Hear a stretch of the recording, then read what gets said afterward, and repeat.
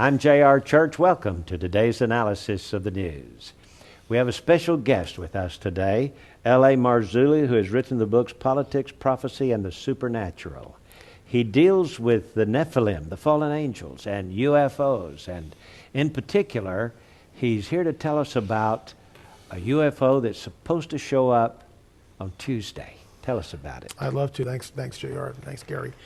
There's, first of all, a little thumbnail sketch. There's a woman by the name of Blossom Goodchild, and she is a channeler in Australia. So right away, for your viewers and your listeners, a channeler is someone who is taking in a familiar spirit, which we would call a demon at this point.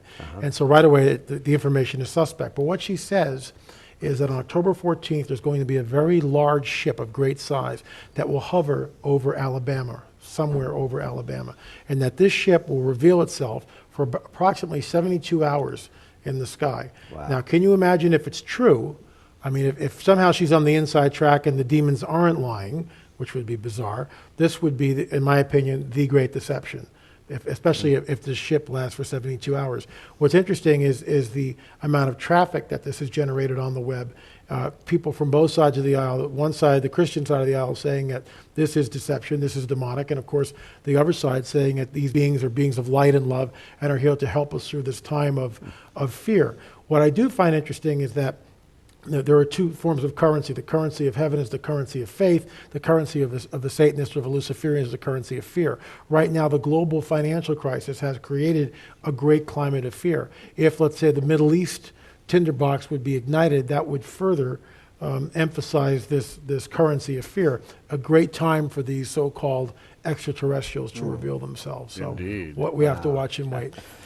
JR should just say that Politics, Prophecy, and the Supernatural by Lynn Marzulli is being featured here at Prophecy in the News. You can get your own copy. And he has, I think, put into very succinct form the elements that he's speaking about right now. We are at a juncture in human history that I think you touch upon very cogently in your book. I appreciate that. Yeah, I think we are.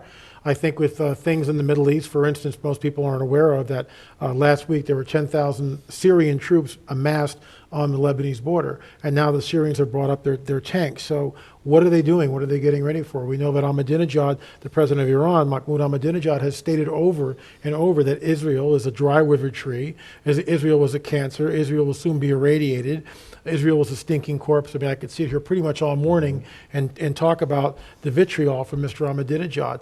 We also see that the Russians now have entered the fray, and there are now ships in Syrian ports and also ports in Libya. So all this, again, speaks of biblical prophecy. In my opinion, Ezekiel 38 and 39, which I think is the next big thing on the prophetic timeline, as it were. And things are heating up. It's not going away. Jerusalem is in the news every night. The Israeli so-called Palestinian situation, there seems to be no end of sight of that, no riddle, no answer to the conundrum that is presented for decades now. And so you take that and you take the burgeoning UFO phenomena, you take channelers like this Blossom Goodchild. What if the event really happens? What if, for some reason, she is right? You know, how is the church at large going to deal with this phenomena? What are pastors going to tell the people that they're pastoring their flocks? What are we looking at? And in my opinion, of course, this is total deception. It's demonic and it's satanic in every form. Amen. You know, the program that we have prepared today will air in about 2 weeks on our stations, on our network of stations. But every day on the web, on our website, you can get our latest update. It's done daily, and we get it up about 3 o'clock in the afternoon. And so we don't know if tomorrow the UFO is going to show up, but if it doesn't, we'll be back tomorrow to tell you about it. And if it does, we'll be back tomorrow to discuss it. So I can tell you, keep looking up. Jesus is coming soon. We don't know exactly when, but every day you need to stay in touch and find out what's going on across the world. This is J.R. Church. See you again tomorrow with our analysis of the news.